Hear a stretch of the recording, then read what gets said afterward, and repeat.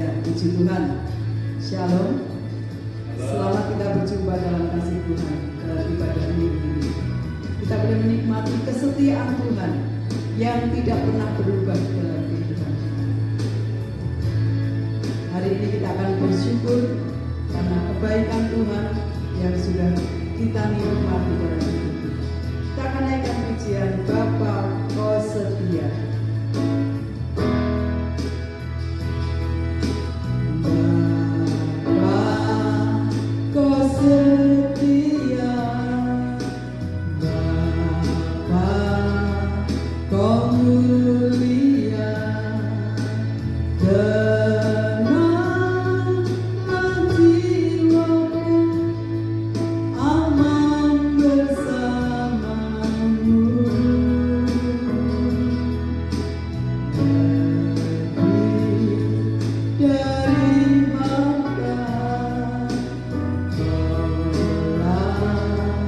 Segalanya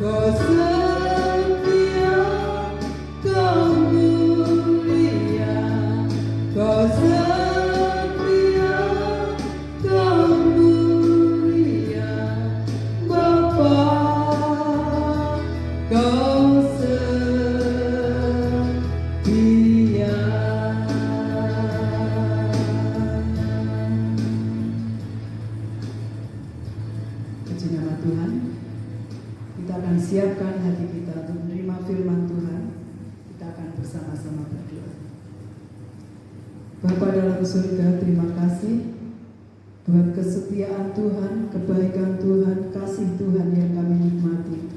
Kami sudah memuji nama Tuhan. Sebentar kami mau siapkan hati kami untuk menerima firman-Mu. Kami mau membuka hati kami Tuhan untuk menerima apa yang menjadi perkataan-Mu hari ini, sehingga firman Tuhan boleh menjadi kekuatan dalam hidup kami, untuk kami boleh tetap bergantung kepada Tuhan, untuk kami boleh tetap setia kepada Tuhan, karena Engkau Allah yang setia, Allah yang tidak pernah meninggalkan kami. Berkati hamba-Mu yang sebentar melayani, urapi hamba-Mu dengan kuasa Roh-Mu, pakai dalam pelayanannya, sehingga hamba-Mu menjadi berkat bagi semua yang mendengarkan firman-Mu. Terima kasih Tuhan Yesus. Kami mau terima firman-Mu dalam nama Tuhan kami Yesus Kristus.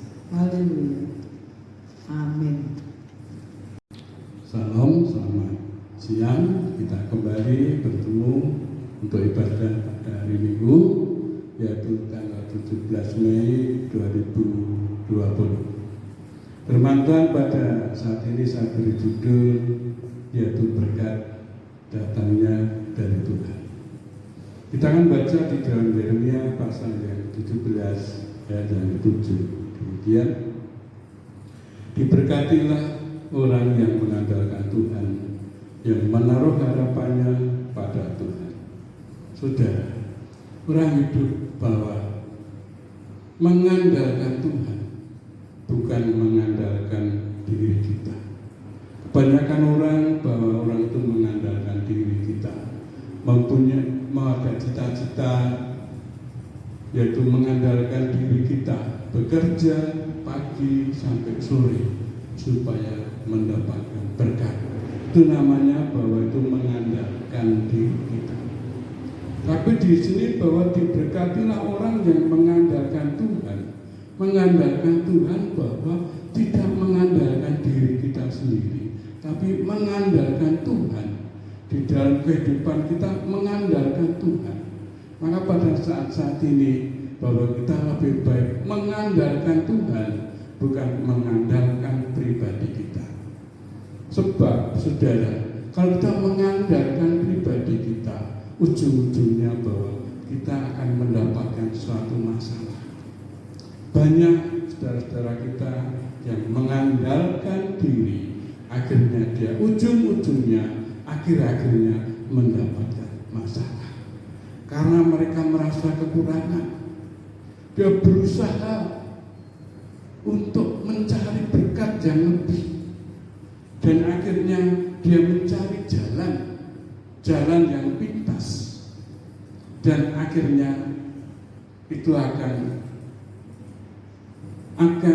menjadi suatu tidak benar di dalam kehidupan kita.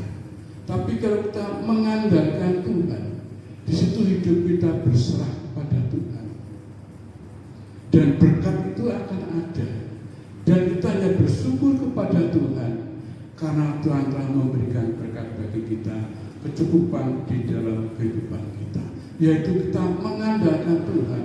Hidup kita bersyukur kepada Tuhan, hidup kita berdoa kepada Tuhan. Dikatakan bahwa mengandalkan Tuhan yang menaruh harapannya kepada Tuhan, bahwa harapan pada Tuhan, bahwa cita-cita, aku mengandalkan Tuhan, aku ada satu pergumulan, ada harapan bahwa pada suatu saat Tuhan akan memberikan apa yang menjadi pergumulan kita. Itu adalah mengandalkan Tuhan. Kalau kita membaca di dalam Kolose pasal yang kedua, ayat yang ketiga, demikian. Sebab di dalam Dialah tersembunyi segala harta, hikmat dan pengetahuan. Jadi di sini bahwa kita mengandalkan Tuhan. Tuhan siapa? Tuhan yaitu Yesus Kristus. Yesus Kristus dia mengatakan tersembunyi segala harta, hikmat dan pengetahuan. Jadi kalau kita dekat kepada Tuhan, hidup kita berserah kepada Tuhan, di situ bahwa Dialah Yesus itu sumber berkat, sumber hikmat dan sumber pengetahuan. saat ini, saudara, situasi yang seperti ini, mari kita lebih dekat kepada Tuhan Yesus. Supaya apa? Kita bisa tentram ayem di dalam kehidupan kita. Sebab apa? Sebab Dia adalah sumber berkat, Dia adalah sumber hikmat, Dia adalah sumber pengetahuan. Yaitu Dia. Kita datang kepada Tuhan, kita dekat kepada Tuhan. Jangan sampai kita terlepas dari Tuhan. Kalau di dalam Yohanes dikatakan di situ bahwa Yesus mengajarkan bahwa akulah pokok anggur yang benar. Di situ Yesus memberikan satu pelajaran bahwa jangan sampai kita menjadi anak Tuhan, kita terlepas dari Yesus Kristus. Jangan sampai kita terlepas dari pokok anggur. Pokok anggur adalah Yesus Kristus. Kita adalah ranting-rantingnya. Jadi kalau ranting lepas dari pokok anggur, ranting itu tidak bisa berbuat apa-apa. Saudara, kita akan membaca ini di dalam Yohanes pasal yang ke-15.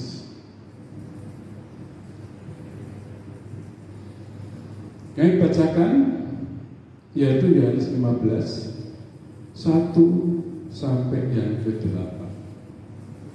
Akulah pokok anggur yang benar dan Bapakulah pengusahanya. Setiap ranting padaku yang tidak berbuah dipotongnya, dan setiap ranting yang berbuah dibersihkannya, supaya ia lebih banyak berbuah. Kamu memang sudah bersih karena firman yang telah kukatakan kepadamu. Tinggallah di dalam aku dan aku di dalam kamu. Sama seperti ranting tidak dapat berbuah dari dirinya sendiri kalau ia tidak tinggal di dalam pokok anggur, demikian juga kamu tidak berbuah jikalau kamu tidak tinggal di dalam aku. Akulah pokok anggur dan kamulah ranting-rantingnya. Barang siapa tinggal di dalam aku dan aku di dalam dia, ia berbuah banyak. Sebab di luar aku kamu tidak dapat berbuat apa-apa. Barang siapa tidak tinggal di dalam aku, ia dibuang keluar seperti ranting dan menjadi kering. Kemudian dikumpulkan orang dan dicampakkan ke dalam api, lalu dibakar. Jikalau kamu tinggal di dalam aku dan firmanku tinggal di dalam kamu, mintalah apa saja yang kamu kehendaki dan kamu akan menerimanya.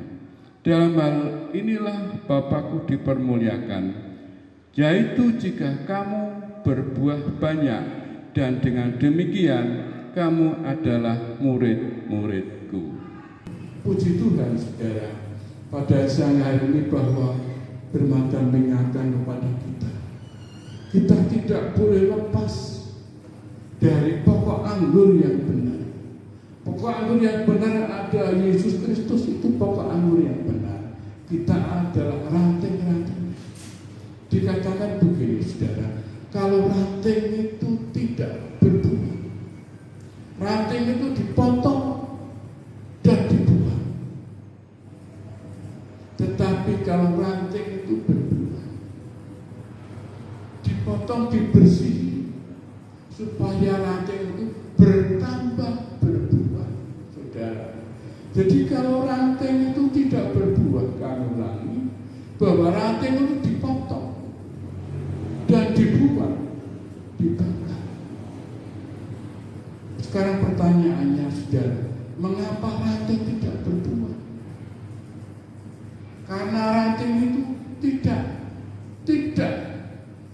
tidak nempel, tidak bersatu dengan pohonnya, terlepas dari pohonnya. Jadi kalau ranting itu terlepas dari pohonnya,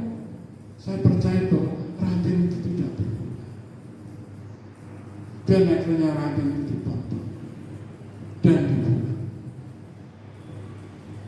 Tapi bila mana ranting itu berbuah, walaupun sedikit, itu adalah satu tanda bahwa ranting itu masih ada hubungannya dengan pokok anggur. Masih ada hubungannya walaupun itu sedikit, sebab dia masih berbuah, masih ada daun, saudara. Dan ranting itu dipotong, dibersihi, supaya apa? Supaya ranting itu berbuah banyak. Itu, saudara. Jadi kita adalah sebagai ranting. Mungkin kita berbuah sedikit, Tuhan memotong kita. Supaya apa? Supaya kita berbuah lebih baik. Kita dibersihi oleh Tuhan. Itu mungkin merasakan sakit, saudara. Tapi Tuhan berkehendak supaya kita menjadi ranting yang berbuah lebih banyak. Lebih banyak lagi, lebih banyak lagi. Itulah kehendak Tuhan, saudara. Jadi kalau kita menjadi ranting, bahwa kita berbuah banyak lagi, lebih banyak lagi. Supaya apa, saudara? Supaya Tuhan dipermuliakan di dalam hidup kita. Dikatakan demikian, saudara. Memang kamu sudah bersih. Jadi sini kalau tadi bahwa ranting itu dibersihi supaya apa? Supaya berbuah. Tapi firman selanjutnya begini, memang kamu sudah bersih. Karena apa? Karena firman Tuhan. Jadi kalau tadi Yesus mengabarkan ranting adalah kita. Tapi sekarang begini, bahwa kamu memang bersih karena firman yang telah kukatakan kepadamu. Di sini Yesus berkata bahwa terus terang bahwa kamu sudah bersih karena firman Tuhan. Jadi yang dulu itu pohon, ranting. Tapi di sini langsung Yesus mengatakan kamu sudah bersih. Jadi yang dikatakan tadi ranting itu bahwa manusia, bahwa kita itu tadi dikatakan ranting, dibersihi supaya berbuah. Tapi kita sekarang sudah dibersihi, sudah bersih kita ini, saudara. Karena apa? Karena firman yang telah kita dengar. Firman itu pekerjaannya membersihi, saudara. Firman itu pekerjaannya memotong. Firman itu pekerjaannya yaitu apa? Memotong, membersihi. Firman itu mengecam. Itu firman Tuhan. Jadi kita sudah dibersihi oleh firman Tuhan. Jadi mungkin dulu sebelum kita bersihi, saudara, mungkin kita mempunyai pikiran yang jelek, mungkin mempunyai kelakuan yang jelek, mungkin kita hidupnya ya jelek, saudara. Tapi firman Tuhan itu memberikan kita petunjuk. Kalau kamu dekat kepada Yesus Kristus, kamu akan menjadi bersih. Karena firman itulah yang membersihkan di dalam kehidupan kita, yang mengguntingi kita, supaya kita menjadi bersih. Di sini yang dimaksudkan kamu memang sudah bersih karena firman yang telah kukatakan kepadamu. Di sini bersihnya adalah bukan bersih, tapi di sini adalah satu pertobatan. Bersih itu satu pertobatan. Bukan bersih pakai sabun, tapi bersih itu karena firman Tuhan yang membersihkan kita, yaitu pertobatan di dalam kehidupan kita. Pada saat ini, saudara, kita semuanya diuji iman kita, diuji kesabaran kita. Bagaimana kita menghadapi hal-hal yang seperti ini? Kita diuji dan kita telah dibersihkan oleh firman Tuhan dan kita telah bertobat. Yang dulu nggak baik sekarang menjadi baik. Bertobat karena apa? Karena firman Tuhan yang telah dikatakan kepada kita semuanya. Jadi kita telah mendengar firman Tuhan. Saudara, kalau kita mendengar firman Tuhan, jangan kita masukkan telinga kiri, keluar telinga kanan. Dimasukkanlah di dalam hati dan direnungkannya. Supaya apa? Supaya firman itu membersihkan hati kita, membersihkan pikiran kita, menjadi bersih, menjadi bertobat. Dikatakan demikian, saudara, tinggal di dalam aku dan aku di dalam kamu, sama seperti ranting tidak dapat berbuah dari dirinya sendiri kalau ia tidak tinggal di dalam pokok anggur. Demikian juga kamu tidak berbuah jika kamu tidak tinggal di dalam aku. Saudara, di sini bahwa mengatakan bahwa ranting itu tidak bisa berbuah kalau tidak tinggal di dalam pokok anggur. Demikian juga kita, saudara. Kita juga tidak bisa berbuat apa-apa. Kita tidak bisa berbuah kalau kita tidak bersama-sama dengan Tuhan Yesus Kristus. Akulah pokok anggur dan kamu adalah ranting-rantingnya. Barang siapa tinggal di dalam aku dan aku di dalam dia, ia berbuah banyak. Sebab di luar aku kamu tidak dapat berbuat apa-apa. Saudara, kita sebagai anak Tuhan, jangan sampai kita keluar dari genggaman Tuhan. Sebab dikatakan di luar Yesus Kristus kita tidak bisa berbuat apa-apa. Betul, saudara.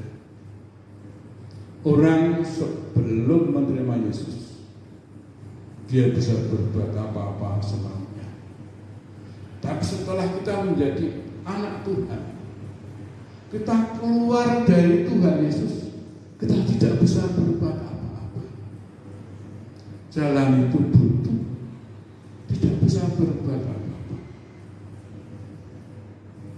Barang siapa tidak tinggal di dalam aku, ia kami ulangi. Sebab di luar aku kamu tidak dapat berbuat apa-apa.